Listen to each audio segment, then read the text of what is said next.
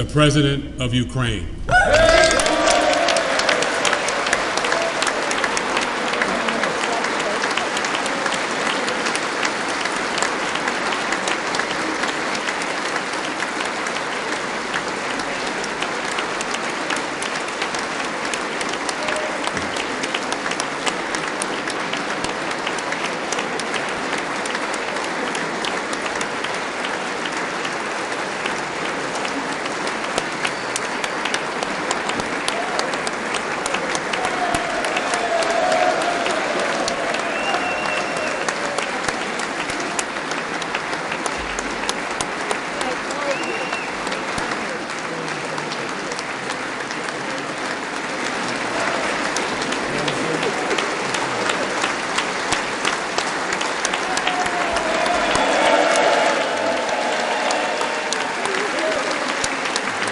Thank you so much.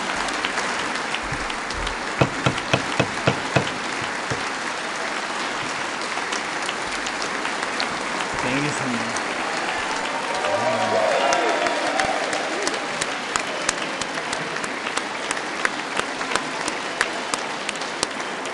Героям слава.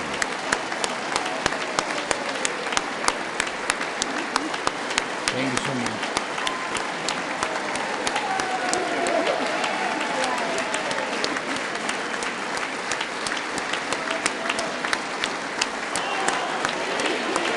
Героям слава!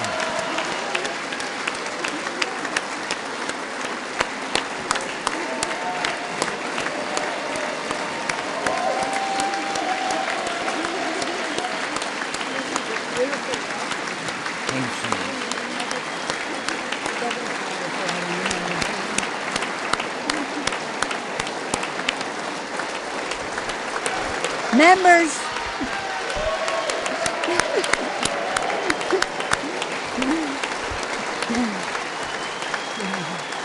members of Congress. I think it's too much. I think it is. Members of Congress, I have the high privilege and the distinct honor of presenting to you His Excellency Volodymyr Zelensky, President of the Ukraine.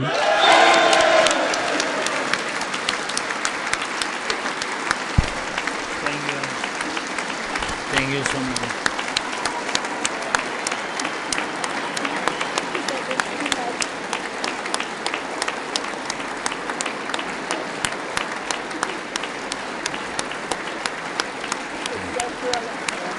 Yes. Thank you so much. Thank you. It's too much for me. All this for our great people. Thank you so much.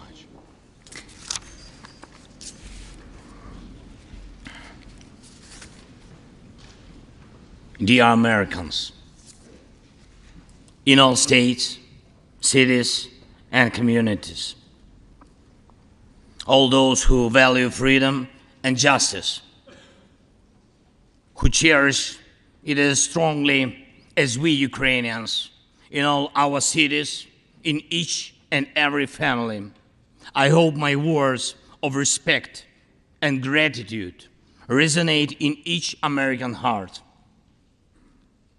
Madam Vice President, I thank you for your efforts in helping Ukraine. Madam Speaker, you bravely visited Ukraine during the full-fledged war. Thank you very much. A great honor. Thank you.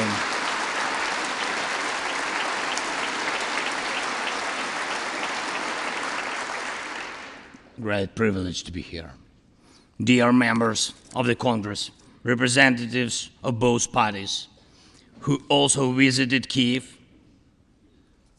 esteemed congressmen and senators from both parties who will visit Ukraine, I'm sure, in the future. Dear representatives of diaspora,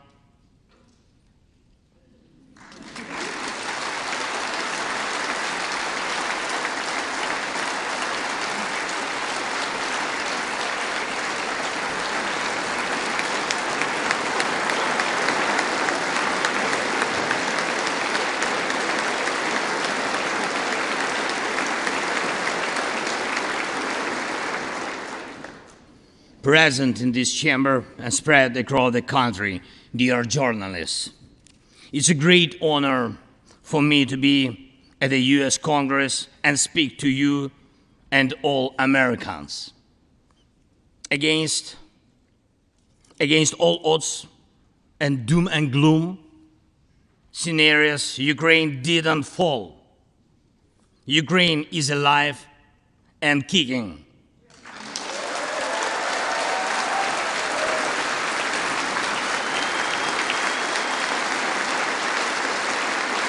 Thank you.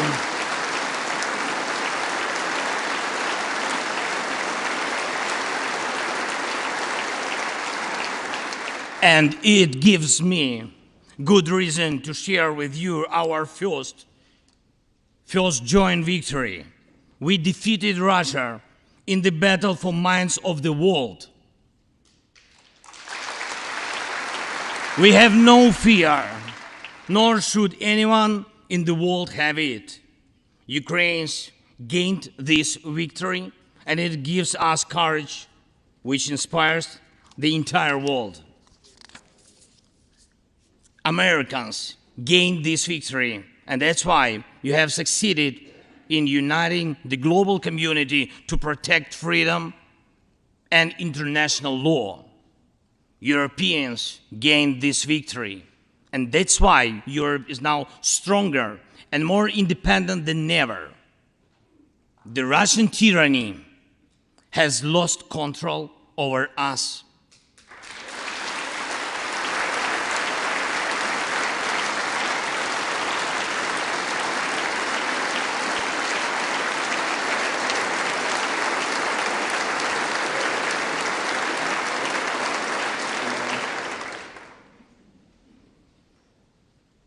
And it will never influence our minds again. Yet, we have to do whatever it takes to ensure that countries of the global south also gain such victory.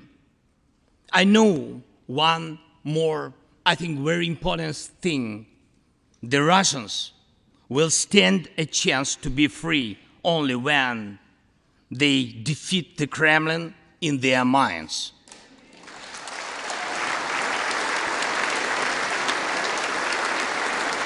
Yet, the battle continues, and we have to defeat the Kremlin on the battlefield. Yes, this battle is not only for the territory, for this or another part of Europe. The battle is not only for life, freedom, and security of Ukrainians or any other nation which Russia attempts to conquer. This struggle will define in what world our children and grandchildren will live, and then their children and grandchildren. It will define whether it will be a democracy of Ukrainians and for Americans for all. This battle cannot be frozen or postponed. It cannot be ignored, hoping that the ocean or something else will provide a protection. From the United States to China, from Europe to Latin America, and from Africa to Australia, the world is too interconnected and interdependent to allow someone to stay aside and at the same time to feel safe when such a battle continues. Our two nations are allies in this battle. And next year will be a turning point. I know it, the point when Ukrainian courage and American resolve must guarantee the future of our common freedom, the freedom of people who stand for their values.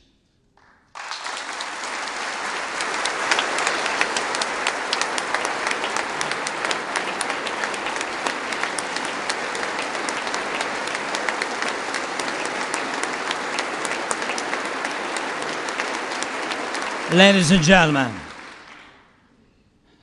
gentlemen, Americans, yesterday before coming here to Washington, D.C., I was at the front line in our Bakhmut, in our stronghold in the east of Ukraine, in the Donbass. The Russian military and mercenaries have been attacking Bakhmut non-stop since May. They have been attacking it day and night, but Bakhmut stands.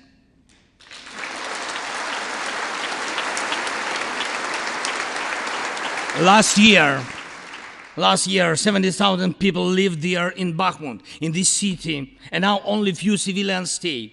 Every inch of that land is soaked in blood. Roaring guns sound every hour. Trenches in the Donbas change hands several times a day in fierce combat and even hand fighting. But the Ukrainian Donbas stands.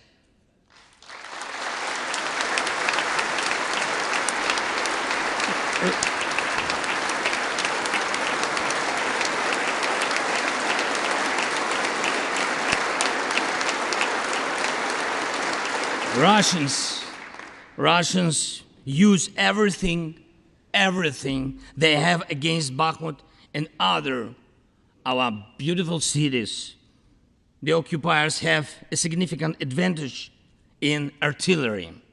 They have an advantage in ammunition. They have much more missiles and planes than we ever had. And it's true, but our defense forces stand.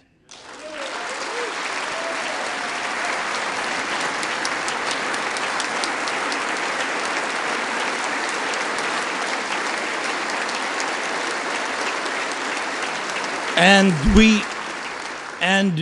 we all are proud of them. The Russians' tactic is primitive. They burn down and destroy everything they see. They send thugs to the front lines. They send convicts to the war. They threw everything against us, similar to the other tyranny, which is in the Battle of the Bulge. Threw everything it had against the free world, just like the brave American soldiers which held their lines and fought back Hitler's forces during the Christmas of 1944. Brave Ukrainian soldiers are doing the same to Putin's forces this Christmas.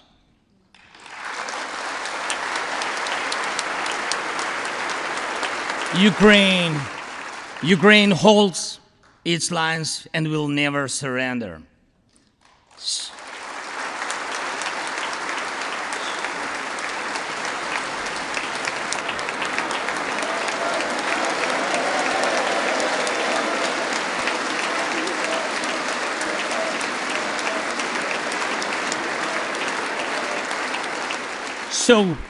So here is the front line. The tyranny which has no lack of cruelty against the lives of free people.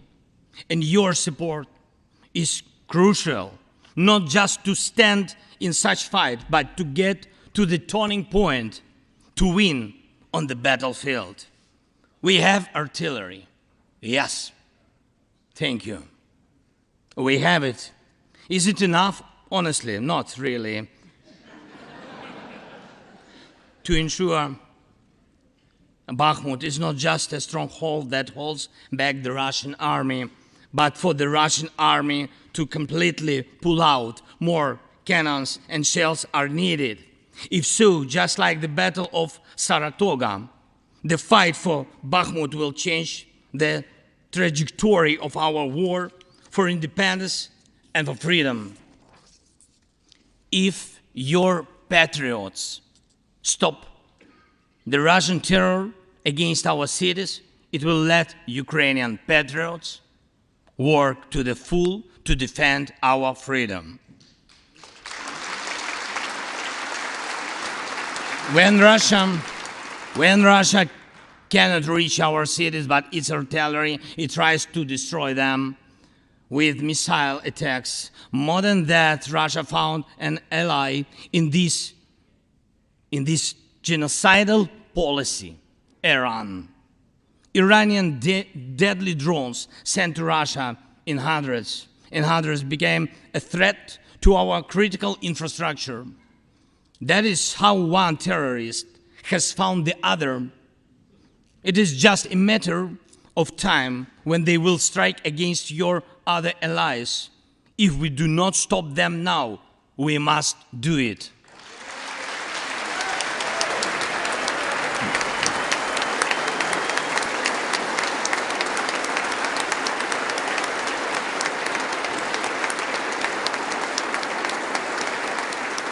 I believe there should be no taboos between us in our alliance. Ukraine never asked the American soldiers to fight on our land instead of us. I assure you that Ukrainian soldiers can perfectly operate American tanks and planes themselves.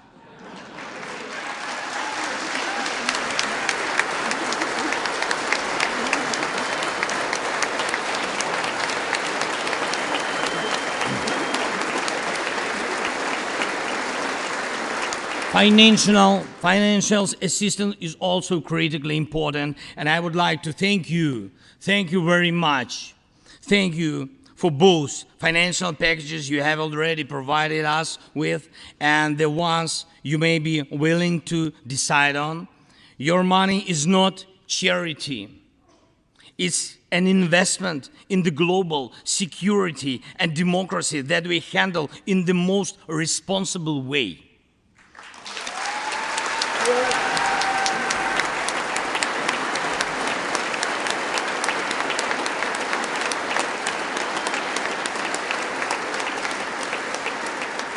Russia could stop its aggression, really, if it wanted to, but you can speed up our victory. I know it. And it will prove to any potential aggressor that no one can succeed in breaking national borders, no one committing atrocities and reigning over people against their will. It would be naive to wait for steps towards peace from Russia, which enjoys being a terrorist state. Russians are still poisoned by the Kremlin. The restoration of international legal order is our joint task. We need peace. Yes, Ukraine has already offered proposals, which I just discussed with President Biden, our peace formula, 10 points which should and must be implemented for our joint security, guaranteed for decades ahead. And the summit which can be held, I'm glad to stress that President Biden supported our peace initiative today. Each of you, ladies and gentlemen, can assist in the implementation to ensure that America's leadership remains solid, bicameral, and bipartisan. Thank you.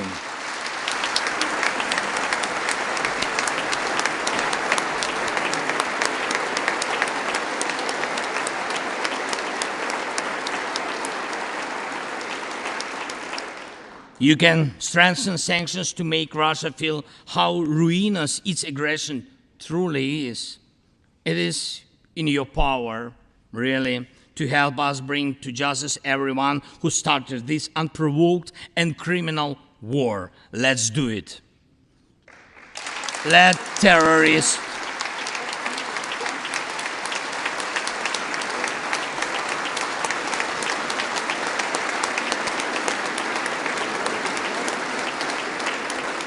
Let the terrorist state be held responsible for its terror and aggression and compensate all losses done by this war. Let the world see that the United States are here. Ladies and gentlemen,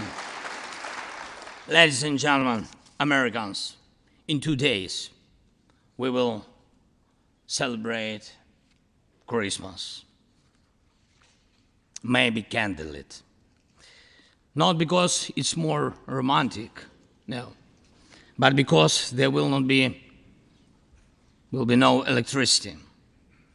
Millions won't have neither heating nor running water. All of these will be the result of Russian missile and drone attacks on our energy infrastructure. But we do not complain. We do not judge and compare whose life is easier. Your well-being is the product of your national security, the result of your struggle for independence and your many victories. We, Ukrainians, will also go through our war of independence and freedom with dignity and success.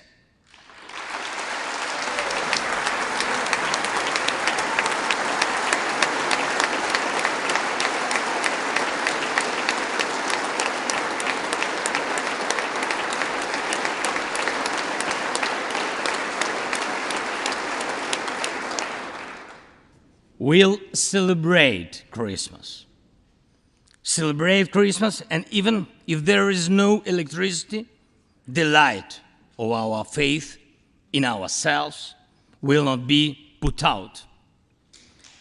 If Russian missiles attack us, we'll do our best to protect ourselves.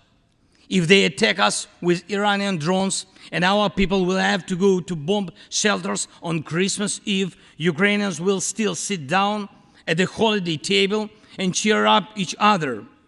And we don't have to know everyone's wish, as we know that all of us, millions of Ukrainians, wish the same: victory.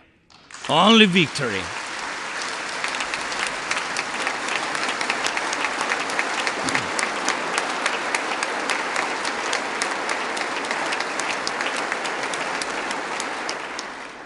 We already built strong Ukraine with strong people, strong army, strong institutions together with you. We developed strong security guarantees for our country and for entire Europe and the world together with you. And also together with you, we'll put in place everyone who will defy freedom.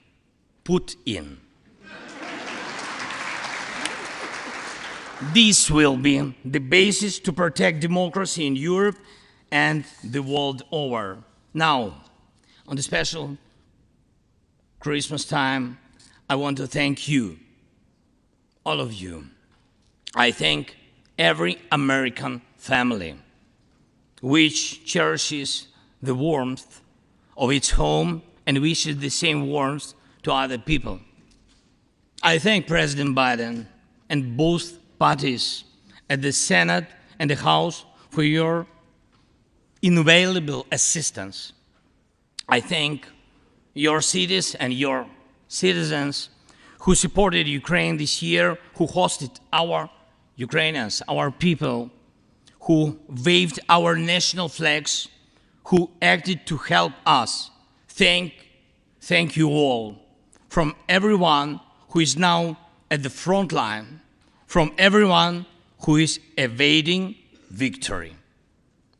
Standing here today, I recall the words of the President Franklin Delano Roosevelt, which are, I think, so good for this moment.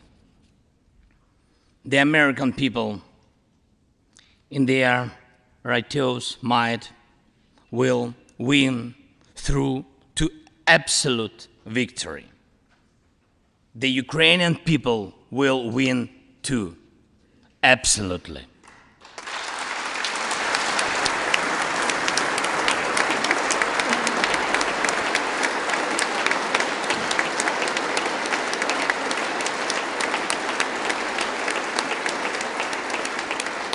I know that everything depends on us, on Ukrainian armed forces, yet so much depends on the world. So much in the world depends on you. When I was in Bakhmut yesterday, our heroes gave me the flag, the battle flag, the flag of those who defend Ukraine, Europe, and the world at the cost of their lives. They asked me to bring this flag to you, to the US Congress, to members of the House of Representatives and senators whose decisions can save millions of people. So let these decisions be taken. Let this flag stay with you, ladies and gentlemen. This flag is a symbol of our victory in this war. We stand, we fight, and we will win because we are united, Ukraine, America, and the entire free world.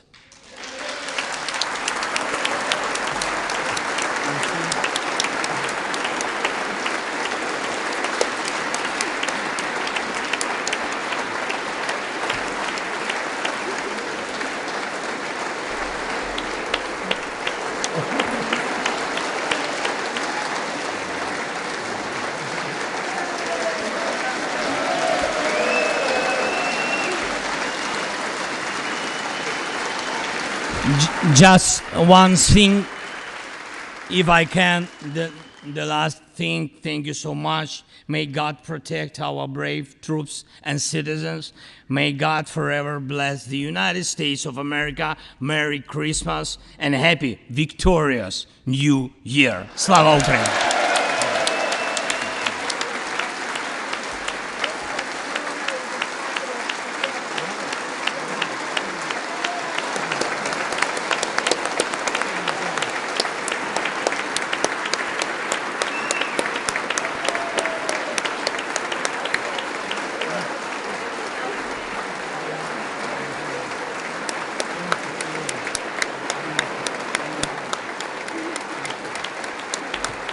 Thank you so much.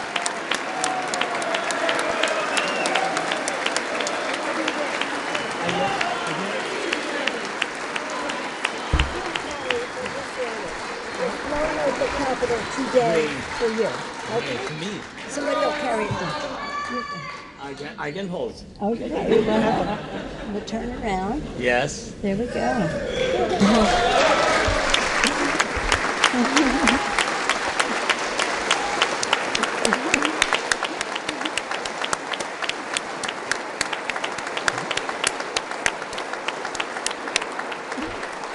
This flag was flown over the Capitol today in honor of the President's visit. Thank you so much.